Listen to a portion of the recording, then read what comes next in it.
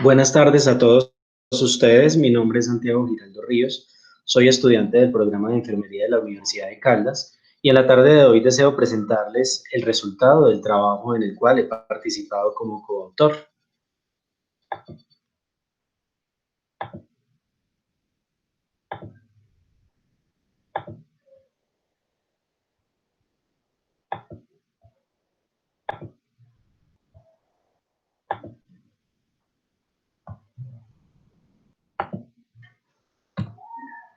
El trabajo que deseo presentarles a ustedes se titula Análisis sobre cuidados postoperatorios en casa, luego de cirugía pediátrica del labio y paladar hendido, realizado en el Hospital Infantil de la ciudad de Manizales, en conjunto con la doctora Colombia Quintero, y yo participé en este estudio como coautor, como estudiante.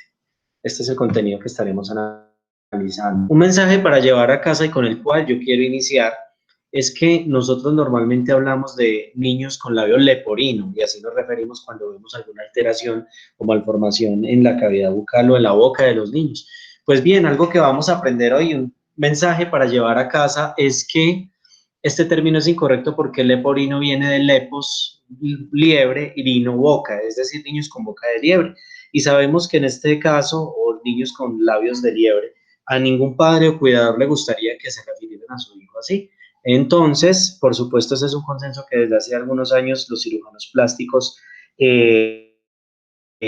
los interdisciplinarios de cirugía plástica emitieron, y por eso es importante que tengamos en cuenta esta connotación o esta terminología para que no vayamos a usar ese término que normalmente se escucha en especialistas y en personas de la salud, pero que sobre todo obedece por desconocimiento. Bueno, algo muy importante para tener en cuenta es que cuando hablamos de labio fisurado y paladar hendido, estamos hablando de una entidad muy común en nuestro país. Cada vez más vemos más niños nacidos con labio y paladar hendido. Es una entidad en la cual intervienen factores ambientales, genéticos, y esta patología se puede asociar aproximadamente a 350 enfermedades o condiciones en las cuales también debuta o se presenta el labio fisurado y paladar hendido, síndrome de Down, enfermedades crónicas, genéticas y otras. Este es un tema de interés en salud pública porque, por supuesto, pues esta condición tiene un impacto en la salud pública y no solamente en el tema económico y en el tema social, sino también, por supuesto, por las implicaciones que tiene en la salud pública. Y ya hablamos pues de salud pública porque ya hablamos también de que hay una gran cantidad de casos que se presentan cada vez más. Y es una patología necesariamente importante abordar y entender y conocer sus pormenores para que podamos saber más de ella y podamos aportar más a nuestros pacientes. Bueno, es importante hablar de que en este análisis o en este estudio nosotros estamos mirando y estábamos observando el manejo que muchos de los padres o cuidadores han dado a sus hijos o a pacientes que han sido sometidos al tratamiento o corrección quirúrgica del labio fisurado y paladar hendido. Es importante tener en cuenta que el 98% de los padres no son personal de salud, entonces esto también dificulta un poco los cuidados a veces porque no hay conocimientos, porque no hay la educación y por supuesto pues no hay las técnicas, aunque los padres siempre quieren hacer lo mejor para sus hijos. Y lo que analizamos son las creencias, las técnicas y las formas de cuidados aplicadas por los padres a los niños luego de ser dados de alta, es decir, cuando llegan a las casas, porque nosotros normalmente en salud pues hacemos seguimiento y tenemos control a todo lo que hay, pero lo que pasa dentro de la institución de salud, ya por fuera a veces no nos damos cuenta. ¿Cuál es el objetivo general de este trabajo? Conocer qué métodos de cuidado postoperatorio emplearon los padres y cuidadores de los niños, en este caso niños sometidos a procedimientos quirúrgicos para corrección de la bipaladar en el Hospital Infantil Universitario de Manizales, Colombia. ¿Qué objetivos específicos tiene este trabajo? Establecer los procedimientos clínicos y empíricos brindados por los cuidadores luego de haber sido los niños sometidos a esta cirugía. Cuando hablamos de procedimientos clínicos, pues son las recomendaciones dadas por el personal de salud. Verificar cuáles de esos procedimientos fueron los más usados por los cuidadores, determinar el tipo de creencias y mitos arraigados a los cuidadores de los niños sometidos a estos procedimientos. ¿Esto por qué? Porque la gran mayoría de pacientes provienen de zonas, como lo vamos a ver ahora, en las cuales hay comunidades indígenas, muchos pertenecen a ellas y por supuesto pues tienen esas costumbres o esas técnicas de cuidado arraigadas desde su parte familiar y desde su parte étnica y cultural. Y también buscamos reconocer las posibles complicaciones que se derivaran de estos procedimientos quirúrgicos. Para iniciar, hablemos de la anatomía del paladar,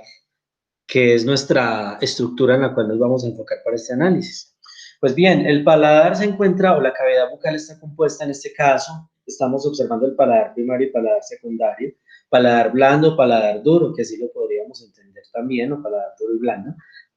Tenemos también la úvula en la parte de abajo, la cual, por supuesto, pues en algunos casos presenta problemas de úvula bífida y en muchos casos pues requiere una corrección quirúrgica, y el agujero incisivo, que en este caso lo tenemos como el punto de referencia del cual nosotros vamos a realizar las clasificaciones del labio y paladar hendido, porque dependiendo de si comprometen el paladar primario o el paladar secundario, y teniendo como referencia el agujero incisivo, pues vamos a clasificar esas lesiones o la presentación del labio fisurado y paladar hendido.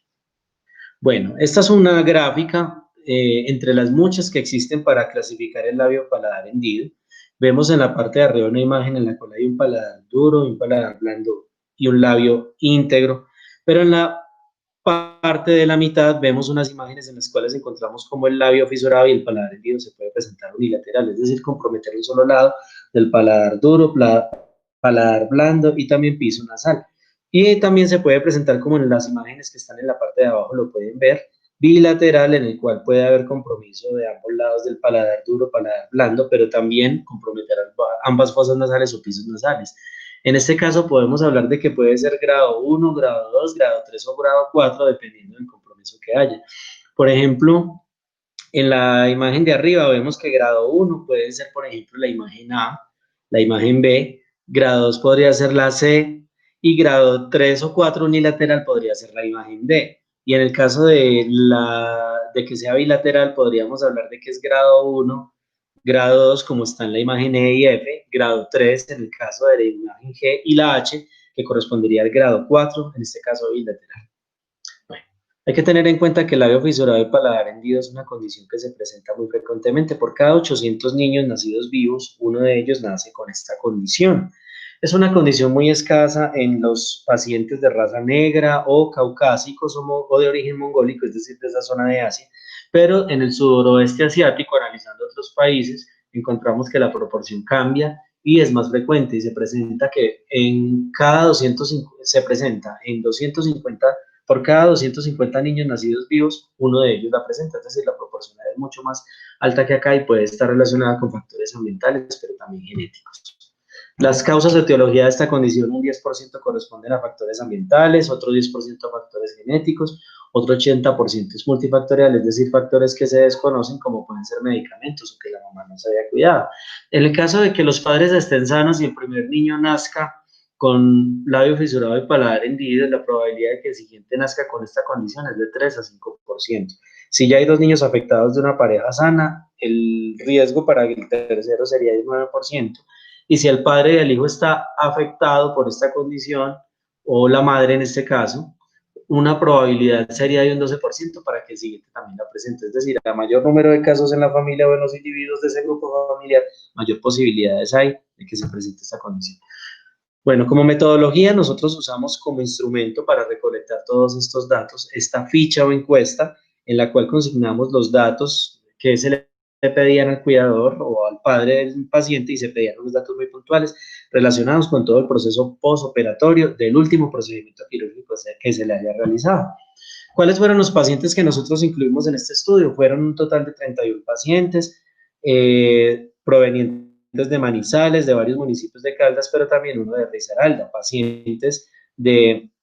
varias semanas o meses de vida hasta los 17 años de edad y casi hasta los 18, pero no los incluimos pues hasta mayoría de edad, sino de 17 años aproximadamente, 17 años y unos meses. Es importante aclarar que este corte fue un poco bajo, de 31 pacientes fue, y esto obedeció a que en algunos momentos era difícil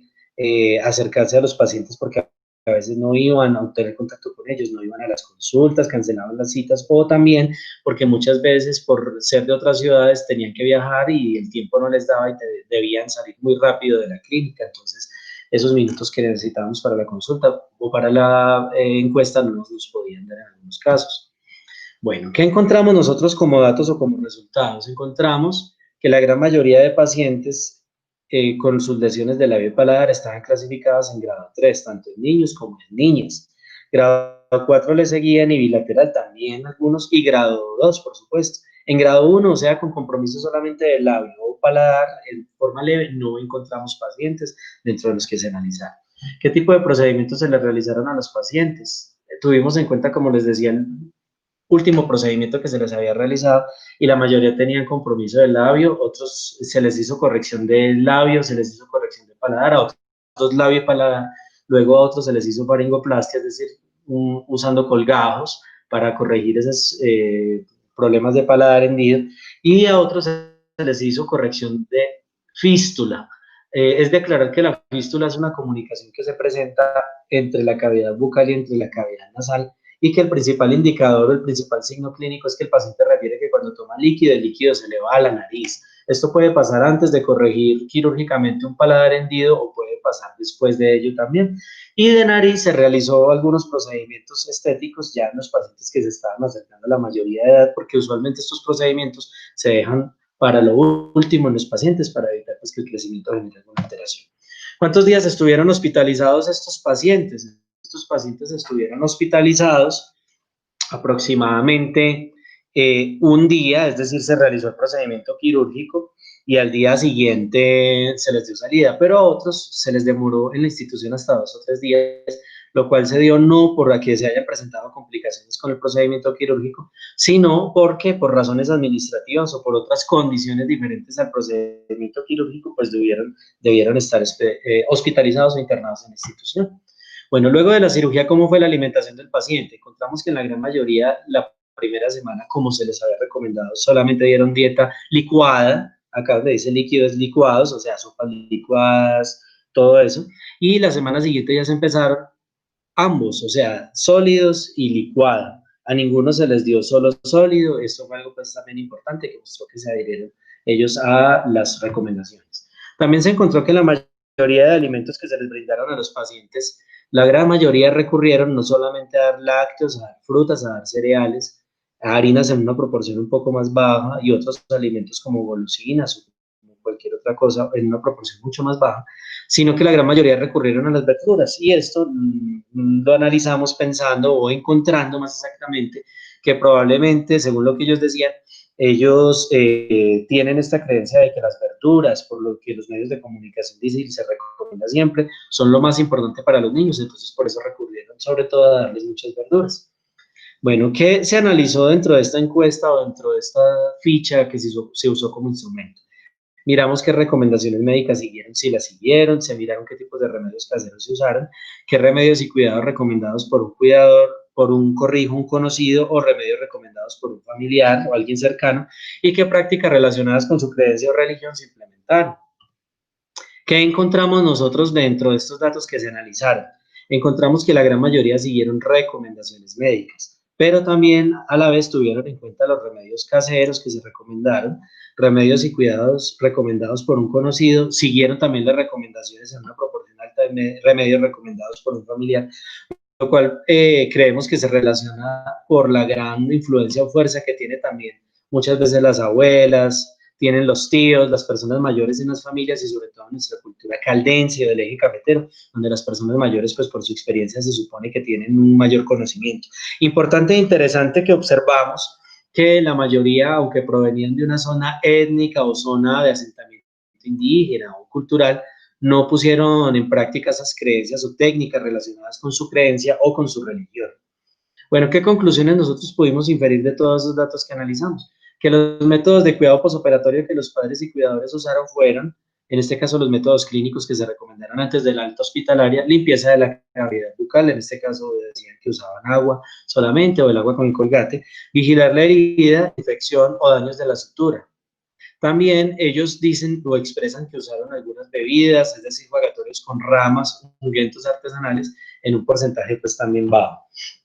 También se observó que estos cuidados brindados por los padres o por los cuidadores se sujetaron a las recomendaciones dadas antes, también las recomendaciones, o más bien los cuidados empíricos y familiares, pues los usaron, pero lo importante es que ellos no desplazaron las recomendaciones que desde el personal de salud se dio.